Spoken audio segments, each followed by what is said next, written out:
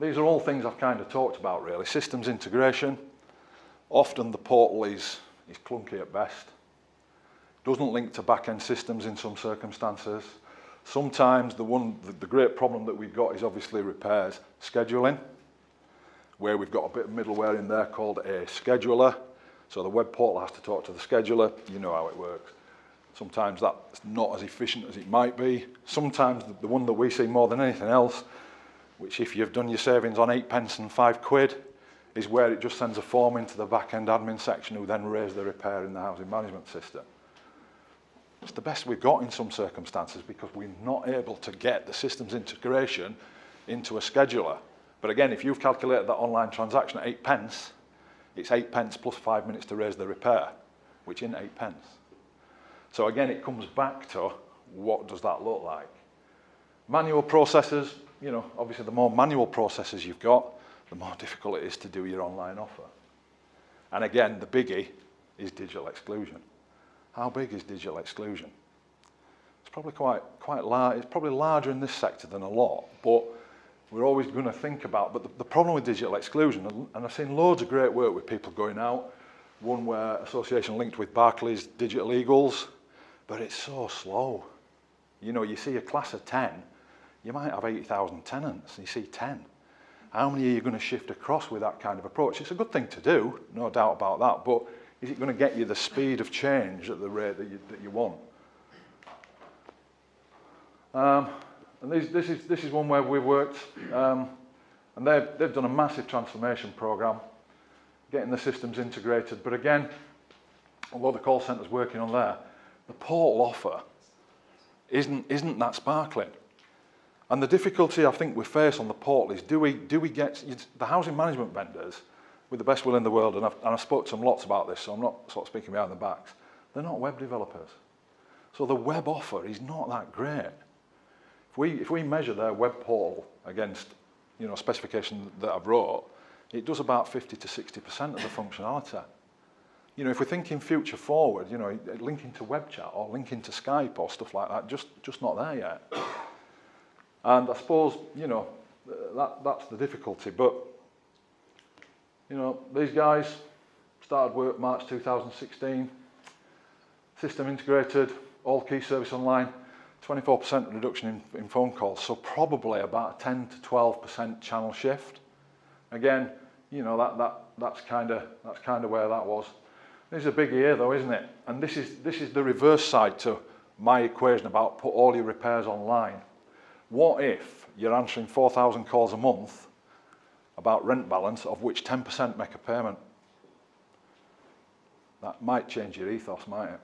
You know, because you might think, well, I'm getting more from coming online and calling me up for a rent payment than me being able to say to them and have a conversation about that. But why couldn't you put it on web chat? Why couldn't you just web chat it? If you want to see your balance, press this button, we'll web chat it.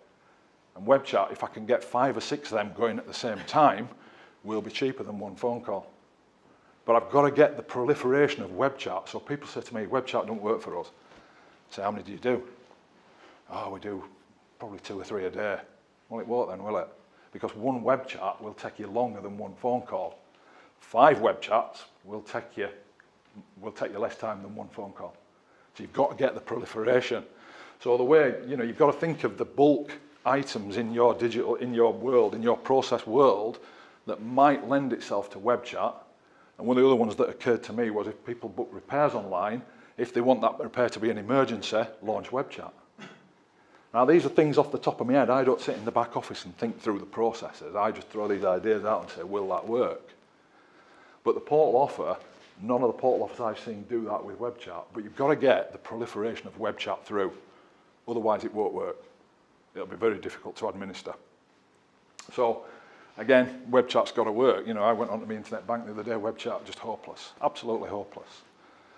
But for simple tasks, it might function for you. Complex tasks, more difficult. Now these guys really would be, for me, at the forefront. I'm going to talk a little bit about their approach. These guys would be at the forefront really of the web portal world for me. This is the best one that I've seen. And the reason for that is that their portal is all encompassing. So they've got a file repository on there. and everything they do goes through that file repository. So, for example, this is an issue of how you make people use your portal. The one question I ask is, why do we still send paper out? Why don't we just put it on a web portal? So if we're going out and doing a gas service and we've got a CP12 and we want the tenant to have the CP12 on the portal, they have to go there then. And then you can start to encourage that activity, because the behaviour is, everything we do is through the portal. We still get the exclusion argument, but through the portal. And what these guys have done is they've done that through a file repository which has a two-way alert system. So if the tenant goes in, uploads, it sends an alert to the appropriate person. If the officer puts something onto the portal, it sends an alert to the tenant. So it's a two-way interactive portal. Encourages more use. Basically, also what they've done is they've basically said to tenants they've incentivised it. And they've worked out the numbers, and they've offered a reduction in rent. And they've applied other conditions to that as well. So you must have a direct debit. You must work with them in a paper-free environment completely. You must obviously fulfil the terms of your tenancy conditions. And in some circumstances, you've got to get involved in resident activities, and it's kind of a staged incentive. And basically, they just reduce the rent. Now, that does cause some issues for housing benefit, because the rent has removed. I don't know, housing benefit will be universal credit, won't it? But it reduces the rent payable. So there are some issues around DWP regulations and rules. But basically, because of that, and because they've got a repair scheduler as well, that works seamlessly into the back-end housing management system, which in this case is SDM, they're able to now say all our repairs are 100% online.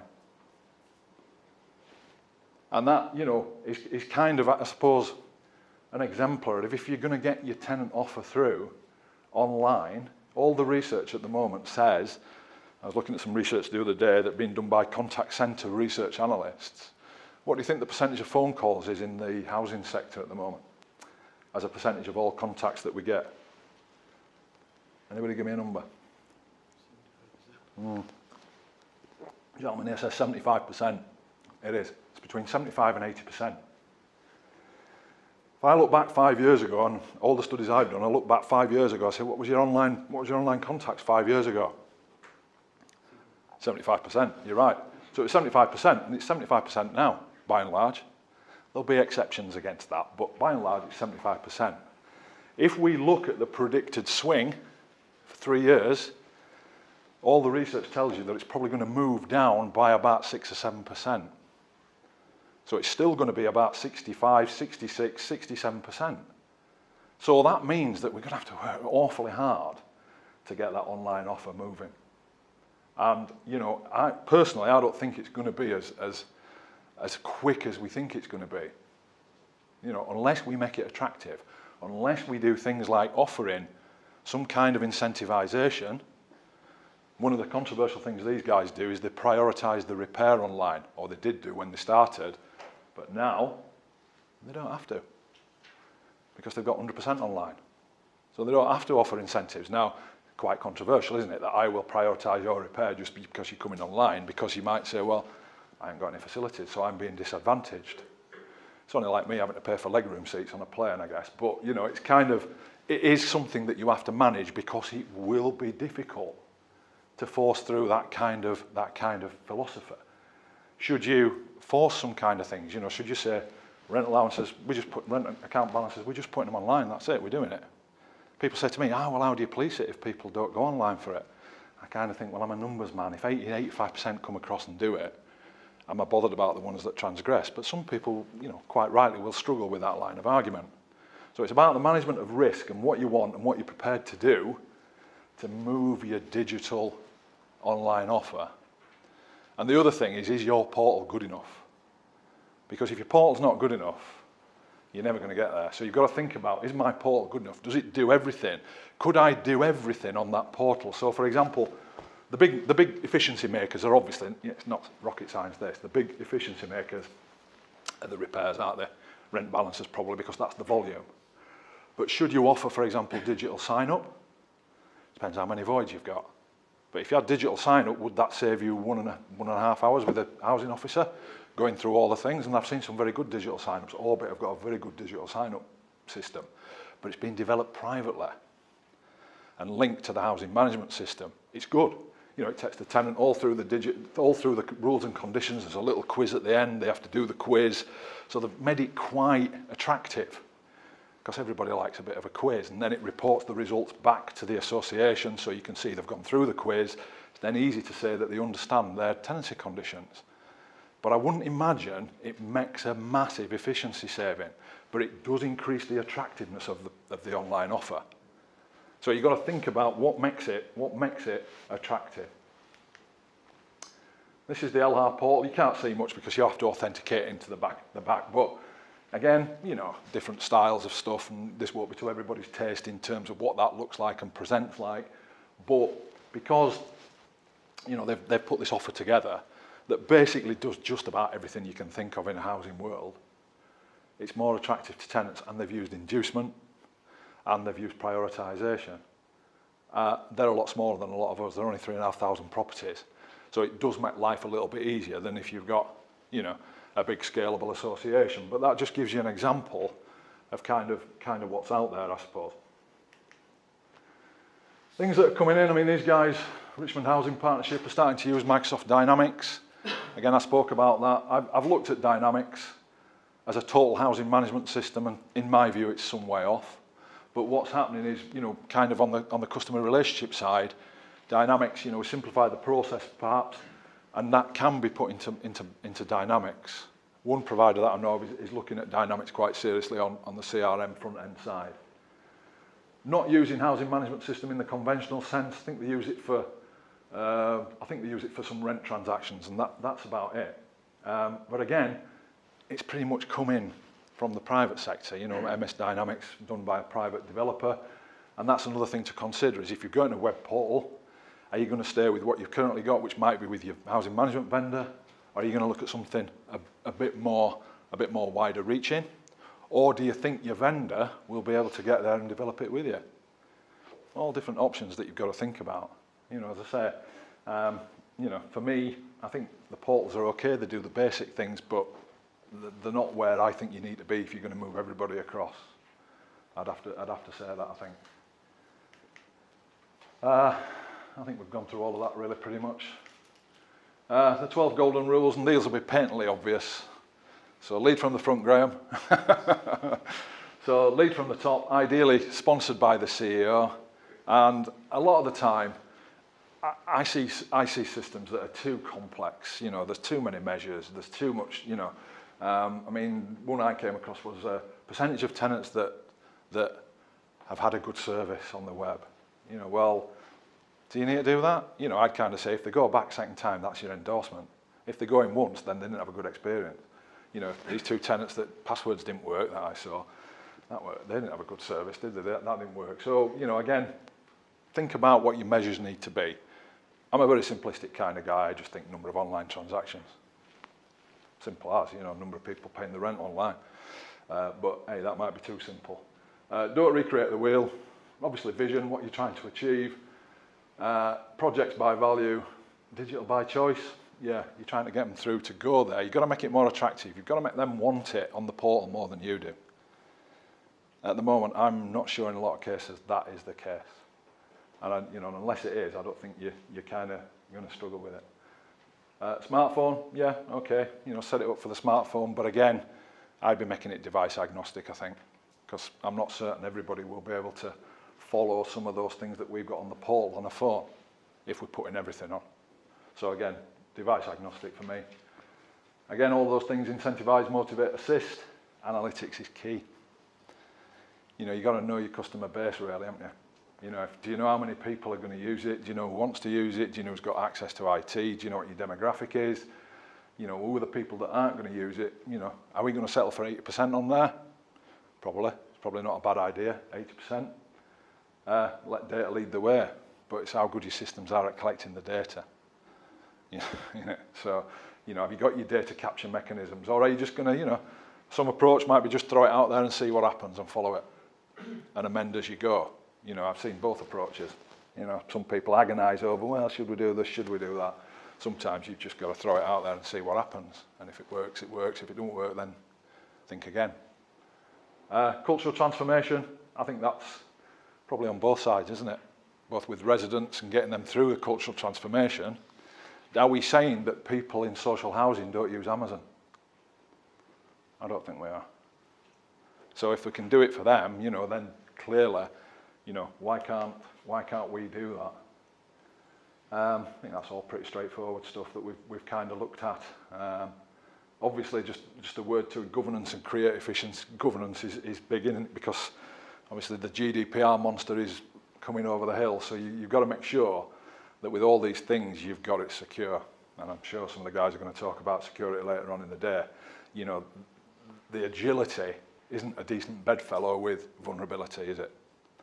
So, you know, that's the difficulty, is balancing up all that agile stuff. You know, everybody's saying, let's get all our officers out there with laptops and, you know, just go wherever they go and have their appraisals in Costa and McDonald's and all that kind of stuff. And what's the problem? We've got FaceTime, we've got Skype.